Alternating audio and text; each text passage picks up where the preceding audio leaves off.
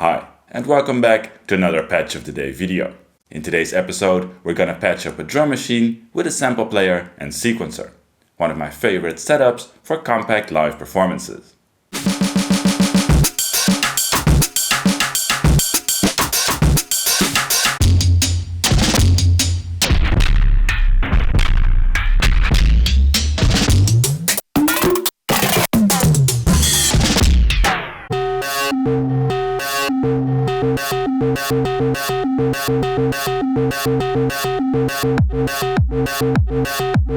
First, I'll take you through building the patch on my Modular, and then show you the patch in the Flowchart. At the end of the video, there will be a few more audio demos of this patch. If you'd like to support this video series, or you want to get access to the PDF sheets of the illustrations I use in this and many of my other videos, have a look at my Patreon. But now, let's dive right in. The idea here is simple. Use a sample player that has a bank with multiple samples in it and has CV control over the sample selection. In my case, I use a single side of the 4MS stereo triggered sample player. I patch the output to a VCA and then my outboard mixer. The 4MS has 10 samples in a single bank. I prepared those samples and organized them in a specific order. The first sample is a kick. The last sample is a snare drum. And there are a few other samples in between.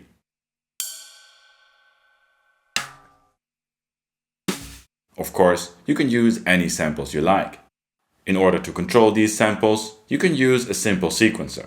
I use a single 8-step sequence of the Korg SQ-1, but any basic sequencer will do the job. First off, the gate output of the sequencer is patched to the play input to trigger the sample on each active step. Then the CV output is patched to a mixer. And then the sample select. Now you can use the CV value of each step to select which sample you'd like to play. Because I organized the samples with a knob fully to the left, you hear the kick on an active step. With the knob fully to the right, you'll hear the last sample, in my case, the snare. With other steps and values in between, you can make an 8-step pattern.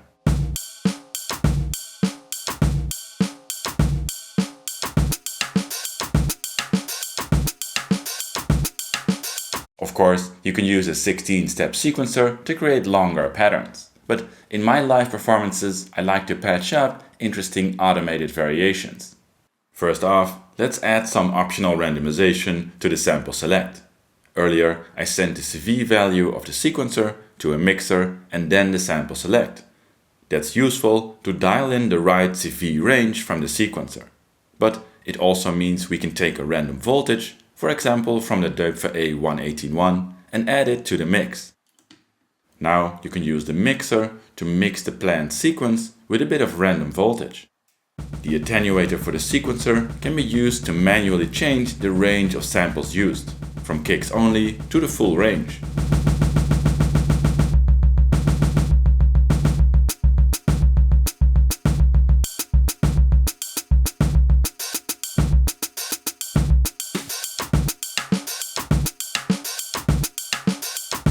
With the second attenuator, you can dial in the amount of randomization to the pattern. This could be a little or a lot.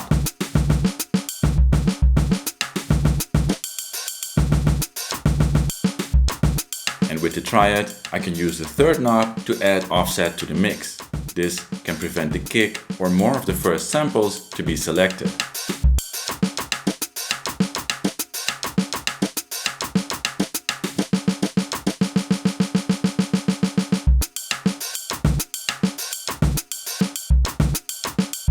Depending on what you like to do with the created percussion, it's worth it to experiment with modulating the playback speed of the samples. This will take it more into experimental territory, but let me show you by taking a slow, smooth random voltage from peaks to an attenuator and then the sample playback speed. The attenuator is needed to prevent the sound from becoming a mess. But now you can dial in some subtle playback drifting. Or, of course, a lot.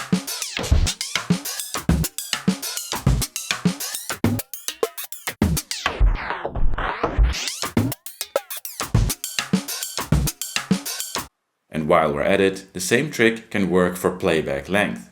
Let's take a sine wave LFO to another attenuator, and then the sample length. In combination with the manual length control on the 4MS, you can create some variations.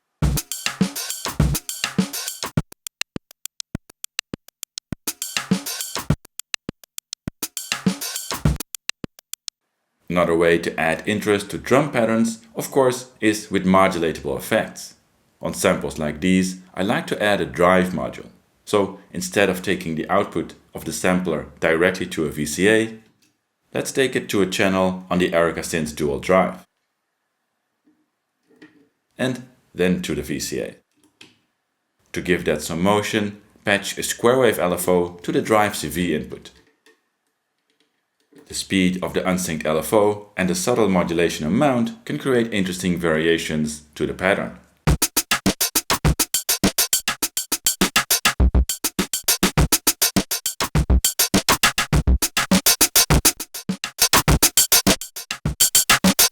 In some of the audio demos later, I used the second gate sequencer of the SQ-1 to trigger a kick sample and create side chaining.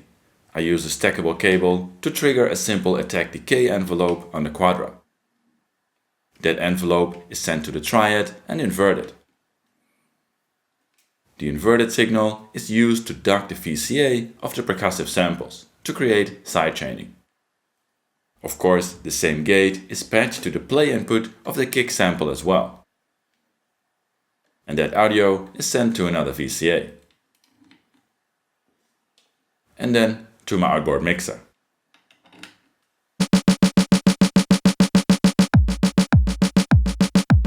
When you combine the patterns and gates from the sequencer, the manual control on the sample player and the automated variations, you end up with a very playable percussive section. Again, there are a few more audio demos at the end of the video. But as always, I quickly like to show the flowchart of this patch as well. A sample player is controlled with a sequencer. The sequencer's gate is used to trigger the samples, and the CV output is sent to a mixer and then the sample select. A random voltage is sent to the mixer as well, to add randomization to the sequencer's pattern. And to make it clear in this chart, I visualized a separate offset voltage going to the mixer as well. To create more variations, another random voltage with attenuator is used to modulate the sample playback speed. And a free running sine wave LFO with attenuator is used to modulate the sample length. The audio from the sample player is sent to a drive module and then a VCA. The drive amount is modulated with a free running square wave LFO. The second gate sequencer is used to trigger a kick as well as an attack decay envelope.